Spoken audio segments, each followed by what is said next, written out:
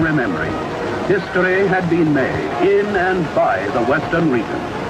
The future, with all its golden promise, lay ahead.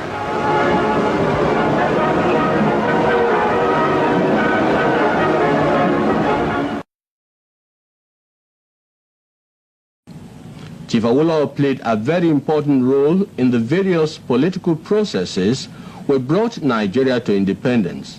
He was a member of the All Nigeria Conference, which met in Ibadan in 1950, when decisions were taken on the final stages of another constitution.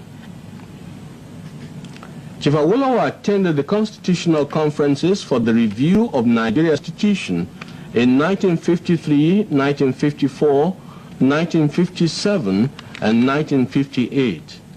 The welfare of millions of people for generations to come may be affected by the wisdom which we here display.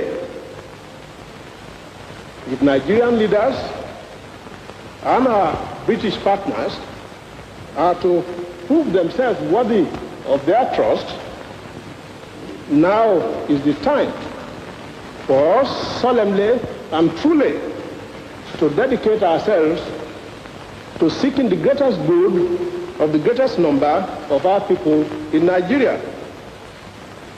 It is to this end that my colleagues and I pledge ourselves.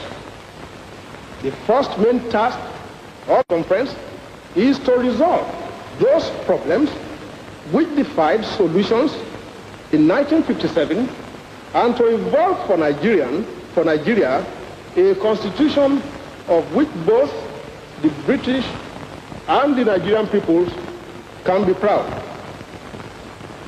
The second is to get Her Majesty's government to agree to April 2nd, 1960 as the target date for Nigeria's independence. Independence for Nigeria in 1960 is imperative. But independence for Nigeria as a corporate entity is not enough. The peoples of Nigeria must at the same time be guaranteed their freedom. We must ensure that in an independent Nigeria, individual citizens throughout the land enjoy liberty, human dignity, and equality under the law.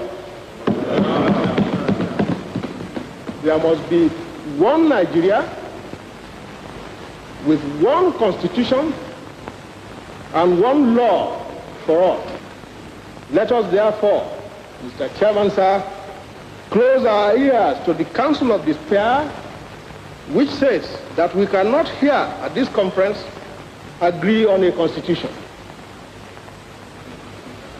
If there's any doubt among us as to what should be written into the Constitution, let us, as Democrats that we profess ourselves to be, refer such problems, as the Gaulle has done recently, to the people whom we profess to represent, either just before or at the federal elections late in 1959. It was at the conference of 1958, held in London, that the then Secretary of State for the Colonies fixed a date for Nigeria's independence in 1960. From October the 1st, 1960, your future will be in your own hands.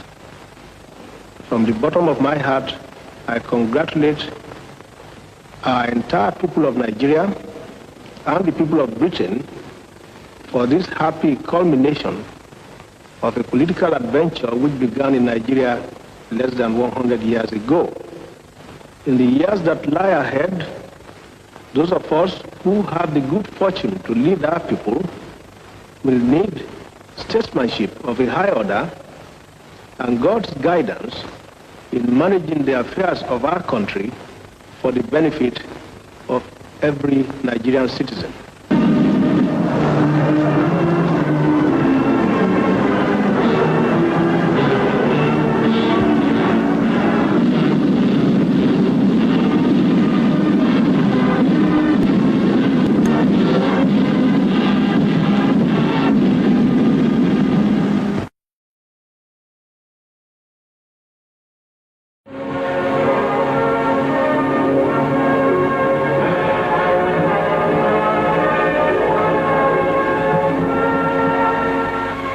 opening of the Western Nigeria television service was a great occasion, not only because it was the first of its kind in the whole of Africa, but also because of the prodigious efforts which had gone into making it possible in so short a space of time, only 3 months.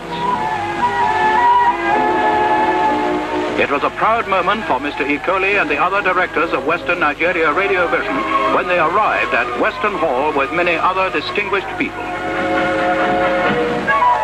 The ceremony itself was televised, reaching viewers in Ibadan, Lagos, Abeokuta, and many other places within range of the Mapo and Abafon transmitters.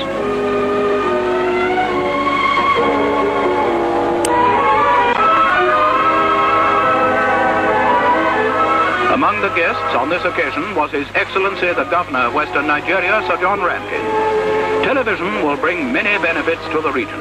Entertainment will come to outlying areas, and there will be regular schools programs. Sir John was introduced to members of the Radio Vision service, and without doubt he congratulated them on achieving so much so soon. For Chief Anthony Anaharo, who was accompanied by his wife, it was a particularly important occasion, for he includes in his portfolio responsibility for the information service. His Excellency the Governor-General and Lady Robertson also attended this ceremony, which was so full of significance, not only for Nigeria, but for Africa as a whole.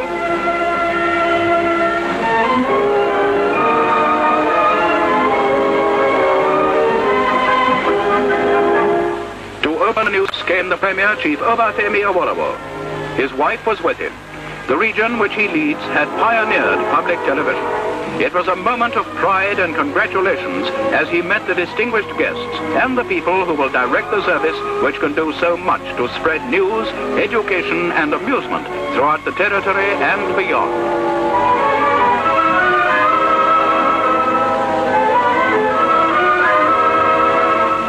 Chief Anaharo opened the proceedings. Your Excellencies, ladies and gentlemen, on behalf of the government of Western Nigeria, I welcome all of you to the official opening of the television service in this region. Today is a great day in the history of this region, and I think also in the history of the development of television and broadcasting services on this continent. And I'd like to thank you all very much for coming here this evening to join us in this official opening. I call on His Excellency the Governor-General, Sir James Robertson, to say the opening remarks.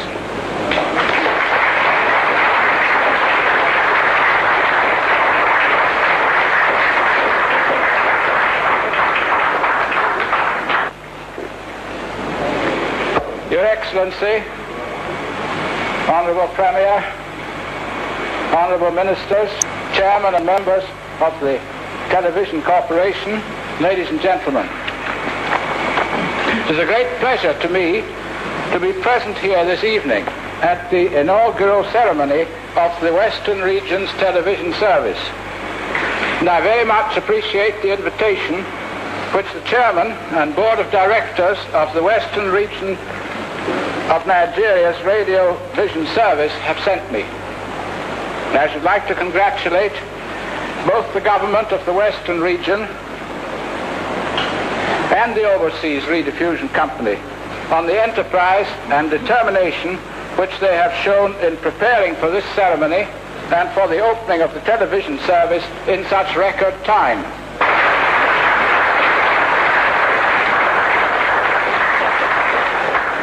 Chief Awolowo spoke next.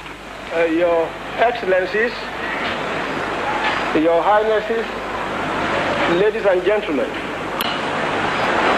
few events in my life have given me so much pleasure as to come before you tonight to open formally the first television network in Africa. Western Nigeria television is already being emulated by other parts of this country as well as a number of other African states. I know that you will all gain much from this great medium of mass information and instruction. It is a powerful influence for good. And I am confident that in due course, it will assist in making our great country even greater.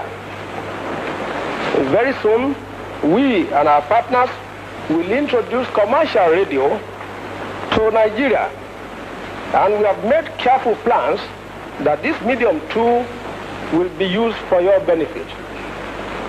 With these few remarks, I have great pleasure in formally launching Western Nigeria Television, first in Africa.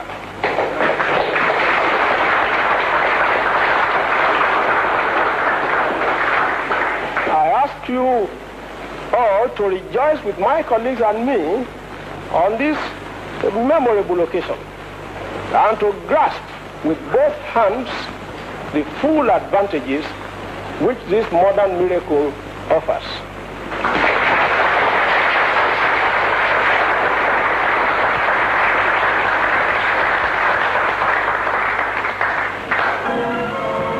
After the ceremonies in Western Hall, the guests went to Television House in Agodi, where a commemorative plaque was to be unveiled. The visitors' book received its first signatures.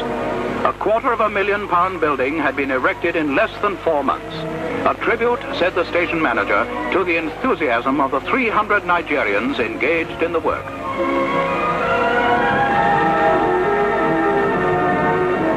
Chief Awolowo made a short speech before unveiling the plaque, which in years to come will be a reminder of a historic occasion.